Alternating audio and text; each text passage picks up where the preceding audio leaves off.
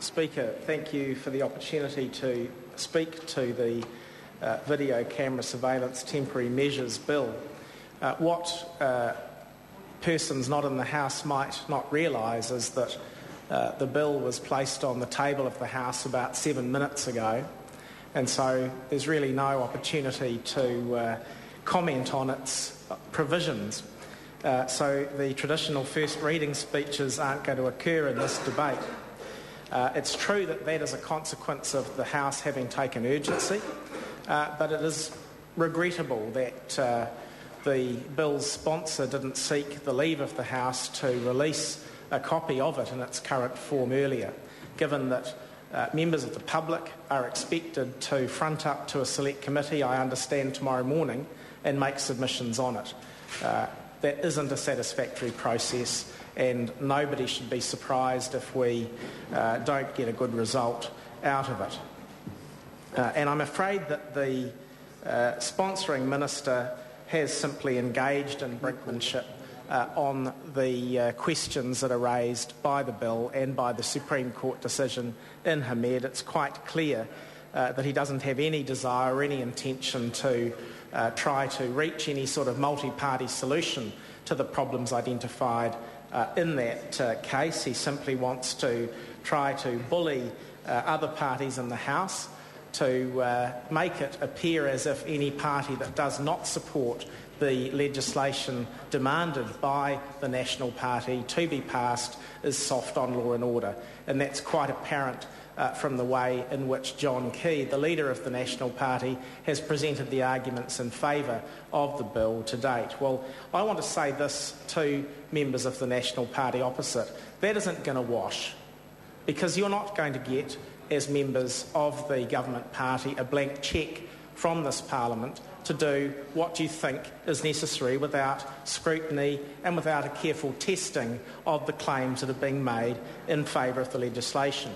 And at least there is going to be some of that testing, however unsatisfactory, because, as I say, there is, I understand, to be a select committee process, however truncated, so that there can be some scrutiny of the bill.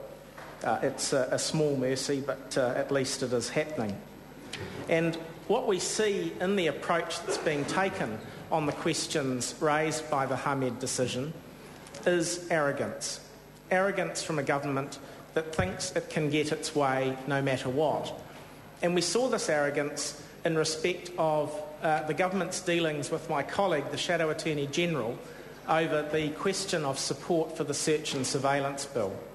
One of the things that has to be said right up front is that Parliament would not be in the position that it's in at the moment, being asked to rush through an emergency fix on police surveillance powers, if Simon Power had responded to David Parker back in November last year.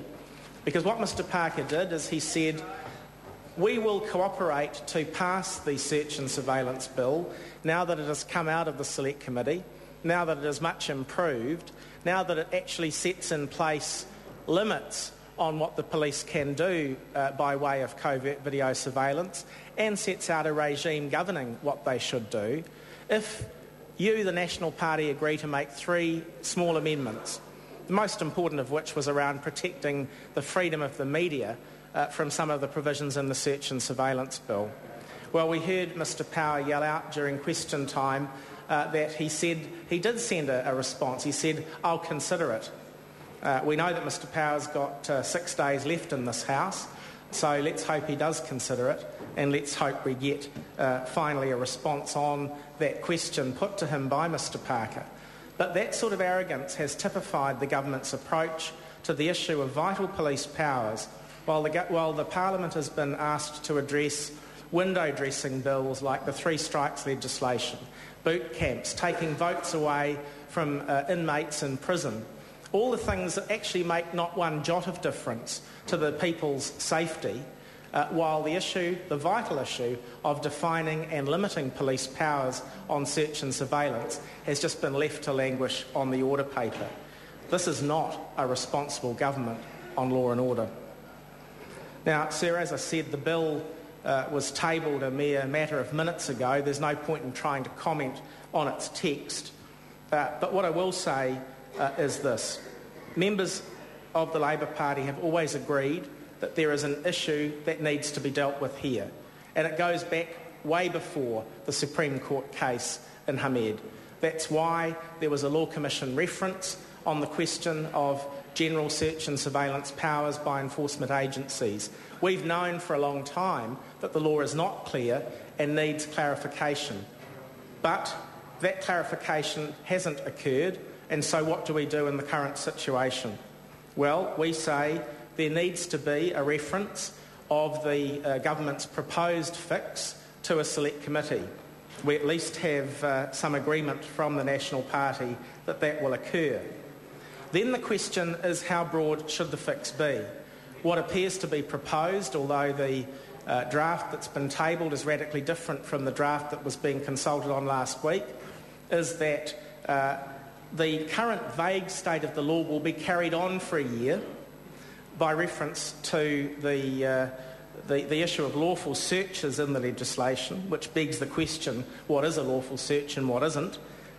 And we are to have retrospective validation of all actions on the part of enforcement agencies that have occurred any time in the past, as well as for a year hence.